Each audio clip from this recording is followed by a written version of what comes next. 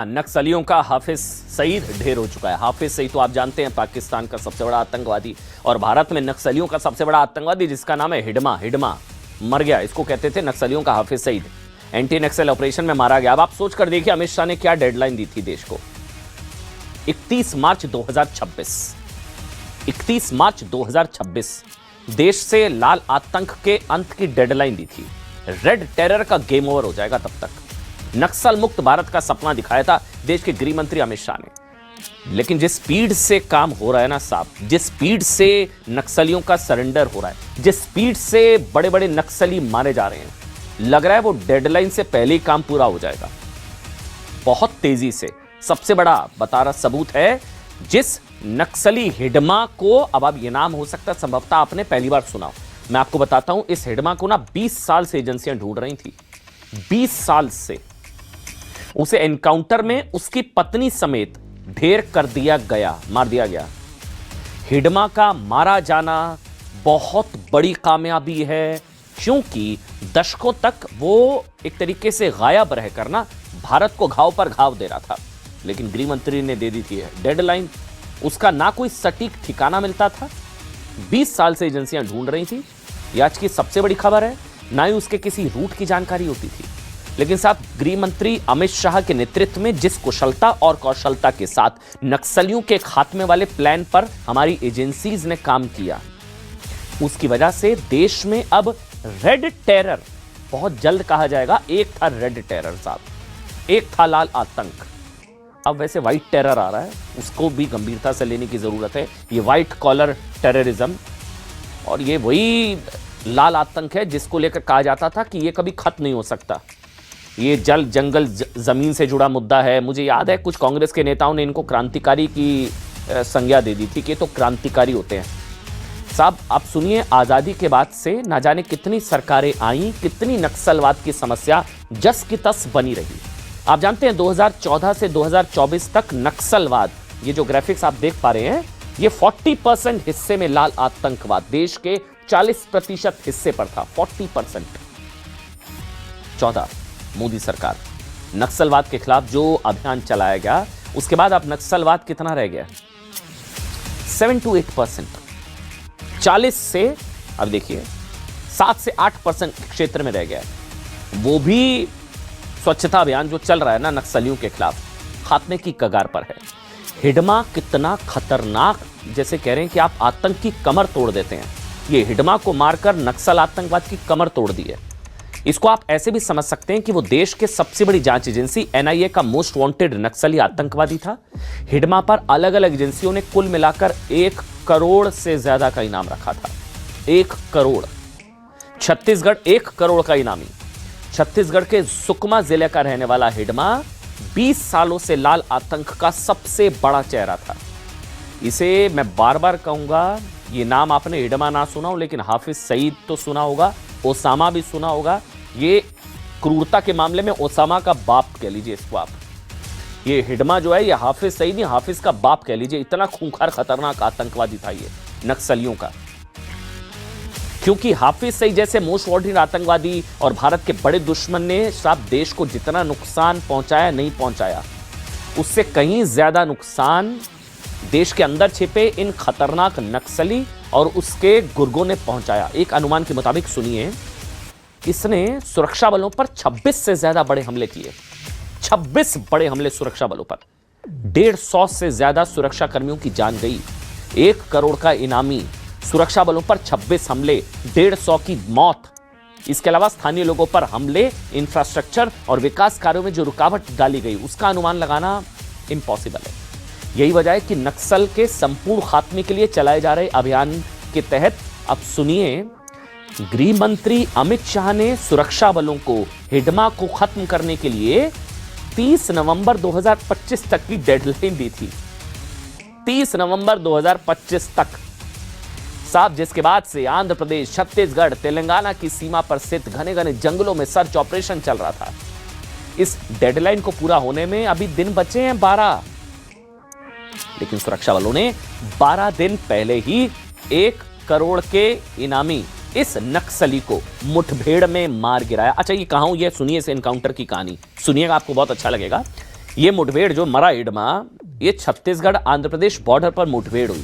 ये हिडमा जिसमें 1 करोड़ का ये हिडमा नक्सली मारा गया, डरपोक कायर आतंकवादी। उसके साथ ही उसकी पत्नी गई।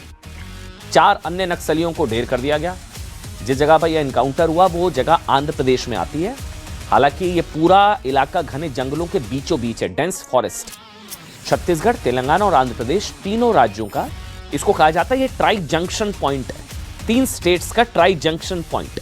इसलिए जंगलों के बीच से कई बार नक्सली क्या करते थे, एक स्टेट से दूसरी स्टेट में मूव कर जाते थे। एक स्टेट से दूसरी स्टेट 20 सालों से भाग रहा था। सुरक्षा बलों के लिए ढूंढना बहुत मुश्किल हो गया था, लेकिन आखिरकार मुस्कुराइए, मर गया हिडमा। इतनी और 4 उसके और साथी, ऐसे सारे लोगों का नाम है। तो आंध्र प्रदेश की सीमा में हुआ ये नक्सल विरोधी अभियान, और उसमें हिडमा के न्यूट्रलाइज होने की सूचना है। माडवी हिडमा का इस मुठभेड़ में मारा जाना सुरक्षा बलों के लिए काफी एक निर्णायक बढ़त है। कहीं भी जाएगा उनके पास अभी कोई विकल्प नहीं है, यदि पाताल में जाए, आकाश में जाए या दूसरे प्रांतों में जाए। इसके बारे में कहानियां साहब कि 20 साल पहले हिडमा ने ना सिर्फ 16 साल की उम्र में नक्सली संगठन के लड़ाके के तौर पर इसने शुरुआत की थी, लेकिन कुछ वर्षों में ही वो नक्सलियों का टॉप कमांडर बन गया। इस समय वो नक्सलियों की बटालियन नंबर 1 का मुखिया था। बटालियन नंबर 1 जिसे सीपीआईएम की सबसे खतरनाक यूनिट कहा जाता है। पिछले 2 दशकों में हिडमा 26 से ज्यादा नक्सली हमलों का मास्टरमाइंड रह चुका है। अब सुनिए कितना बड़ा मरा ये। 26 से ज्यादा नक्सली हमलों का मास्टरमाइंड हिडमा मर गया। 2010 का दंतेवाड़ा हमला, 76 सीआरपीएफ जवान हमारे शहीद हुए थे। कहते हुए यकीन मानिए आदमी कलेजा मुंह को आता है। हमारे 76 जवानों का ये कातिल हत्यारा। इसलिए कह रहा हूं आज मिठाइयां बांटिए, लड्डू बांटिए, और आज जश्न मनाने का दिन है। जब 76 सीआरपीएफ जवान मारे गए थे ना, एक यूनिवर्सिटी में जश्न भी बना था।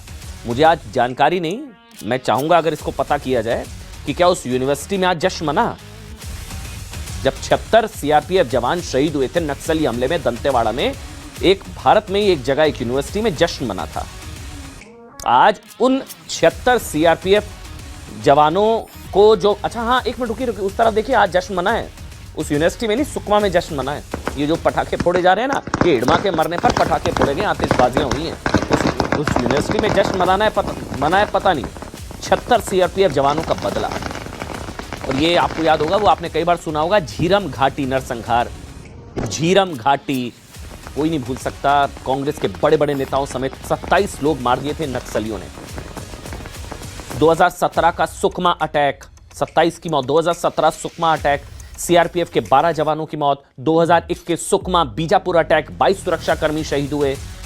मैं कह रहा हूं ये हाफिज का बाप, ओसामा का बाप, इतना खूंखार आतंकवादी। इन सभी हमलों का हिडमा मास्टरमाइंड था। 2014 में मोदी सरकार आने के बाद जब नक्सलियों के खिलाफ ऑपरेशन तेज किया गया, उस वक्त से ही वो सुरक्षा बलों की हिट लिस्ट में था। लेकिन कई सालों तक वो एजेंसीज को चकमा दे रहा था, भाग जाता था। इसी साल अप्रैल 2025 में, अब ये भी कहानी सुनिए, बहुत दिलचस्प है। कर्रे गुट्टा की पहाड़ियों में कई दिनों तक मुठभेड़ हुई। 31 नक्सली हम लोगों ने मारे थे, हमारी एजेंसीज ने। उस वक्त भी हिडमा सुरक्षा एजेंसियों को चकमा देकर ना भाग गया था, लेकिन आज वो सुरक्षा बलों से नहीं बच पाया। और इस तरह छत्तीसगढ़, आंध्र प्रदेश, तेलंगाना समेत 3 राज्यों में नक्सलियों का आतंक है। इन सभी इलाके के लोगों के लिए हिडमा का मारा जाना खौफ और आतंक के युग का अंत है। मैं बार बार कह रहा हूं, वो तस्वीरें दिखाइए जो आतिशबाजियां की गई, और ये देखिए आतिशबाजियां की गई छत्तीसगढ़ के सुकमा में। इस हिडमा के मरने के बाद जश्न मनाया गया और मुर्दाबाद के नारे लगाए गए। सुनाइए। मरने से सबसे बड़ी बात तो वो इलाका सारा जो है वो साफ होगा नक्सलवाद से, और नक्सलवाद का जो सरेंडर के विरोध में ये था, अब सरेंडर ज़्यादा तेजी से होंगे और पूरे इलाके में आप देखेंगे कि अब नक्सलवाद की कमर टूट जाएगी। अच्छा एक कहानी भी सुनिए साहब, माँ की सुनता तो बच जाता ये हिडमा। अपनी माँ की सुनता ना तो ये हिडमा बच जाता।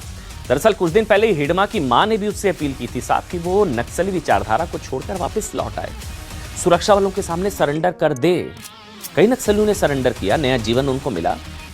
अगर हिडमा ने साहब अपनी माँ की बात सुन ली होती तो आज वो जिंदा होता। छत्तीसगढ़ सरकार ने ये दरअसल हिडमा से आत्मसमर्पण की अपील की थी और इसी मांग को लेकर छत्तीसगढ़ के उप मुख्यमंत्री विजय शर्मा, उनके गांचे उस वक्त की तस्वीरें भी हमारे पास, ये देखिए आप, ये हिडमा की मां, माता जी वहां बैठी है हिडमा की, और उनसे मिले छत्तीसगढ़ के उप मुख्यमंत्री विजय शर्मा। उनके गांव पहुंचे थे, उनकी मां से मुलाकात की, गांव वालों के साथ बैठकर खाना भी खाया। सोचिए सरकार कितना हाथ बढ़ा रही है मेन स्ट्रीम में लाने के लिए। जिसके बाद हिडमा की मां ने भी अपने बेटे से हथियार छोड़कर सरेंडर करने और शांति के रास्ते पर चलने की अपील की थी। मां की सुनता बच जाता, लेकिन हिडमा पर इसका कोई असर नहीं हुआ और एक हफ्ते बाद ही वो सुरक्षा बलों के साथ मुठभेड़ में पत्नी के साथ मर गया। कांग्रेस नेता भूपेश बघेल ने भी इसे सुरक्षा बलों की बड़ी कामयाबी बताया है।